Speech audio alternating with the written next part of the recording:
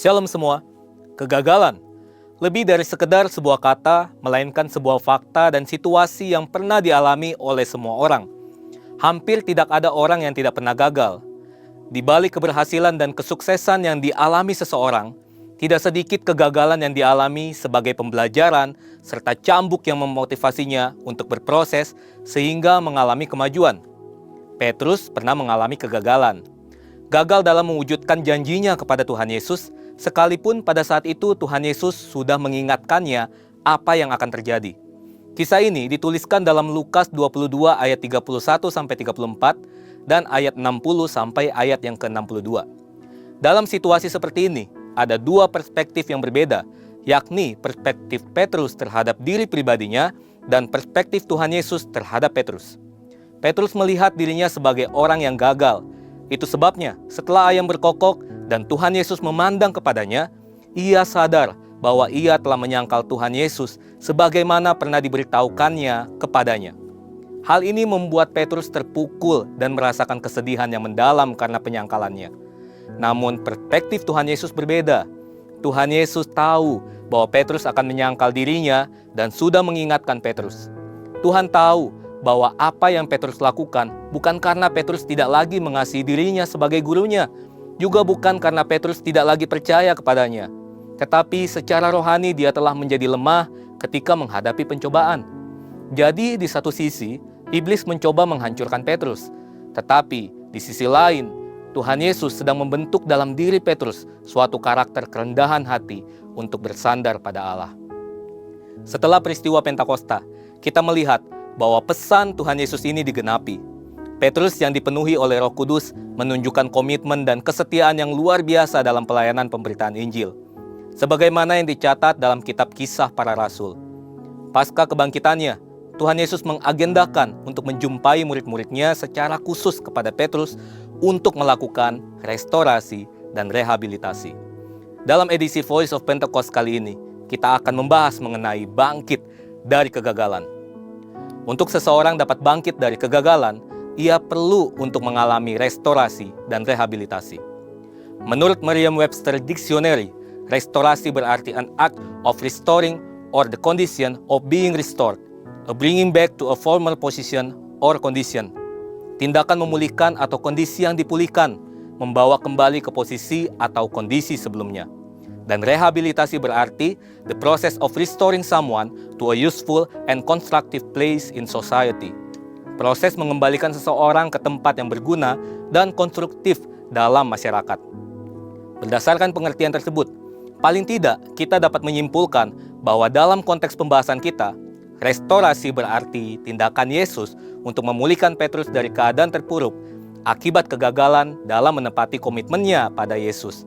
Dan rehabilitasi berarti tindakan Yesus untuk menempatkan kembali Petrus ke posisi dan peran yang berguna dan konstruktif dalam komunitas orang percaya dan masyarakat. Restorasi dan rehabilitasi terhadap Petrus dilakukan Tuhan Yesus dengan cara yang luar biasa. Yang pertama, menegaskan kasih Petrus kepadanya, bukan menegaskan kesalahan Petrus kepadanya. Tuhan Yesus gak datang kepada Petrus dan menegaskan, betul kan apa yang kukatakan? Makanya jangan sok jago. Kamu akhirnya menyangkali aku dan kabur kan? Takut mati juga kan? Sebaliknya, dia datang kepada Petrus dan menanyakan serta menegaskan kasih Petrus kepadanya sebanyak 3 kali. Simon anak Yohanes, apakah engkau mengasihi aku? Dari peristiwa ini kita melihat bagaimana Tuhan Yesus memberikan ruang bagi kesalahan untuk membuat seseorang belajar dari pengalaman tersebut. Bagi kita yang saat ini sedang merasakan kegagalan dalam komitmen kita mengasihi, mengiring, dan melayani Tuhan, jangan menghindar dan lari dari Tuhan.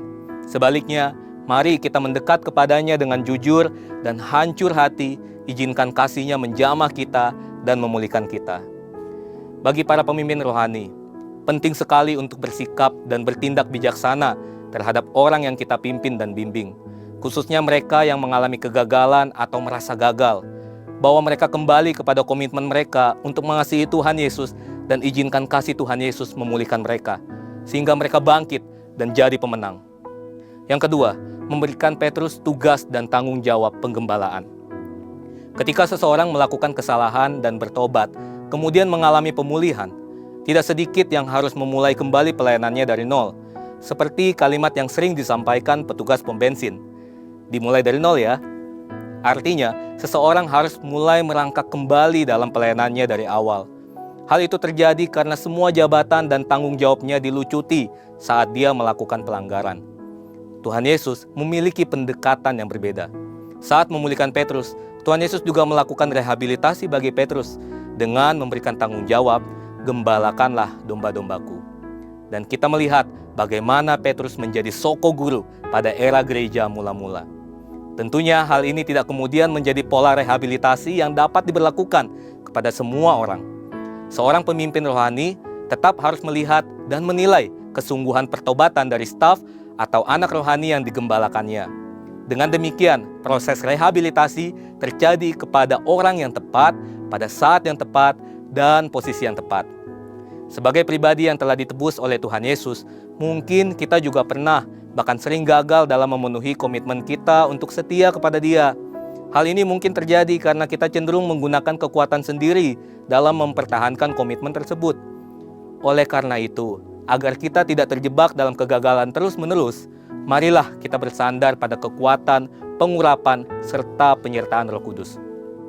Apabila suatu saat kita harus mengalami kegagalan, janganlah kita cepat berputus asa, tetapi perbaharuilah komitmen kita itu dengan tetap bersandar dan mengandalkan kekuatan Roh Kudus. Tuhan Yesus, baik secara langsung maupun melalui pemimpin rohani yang Dia tempatkan di atas kita, akan merestorasi dan merehabilitasi kita untuk bangkit dan jadi pemenang. Saudara, untuk penjelasan lebih lengkap dari tim teologi kami, silakan buka link yang ada di atas atau scan QR Code yang tersedia. Tuhan Yesus memberkati.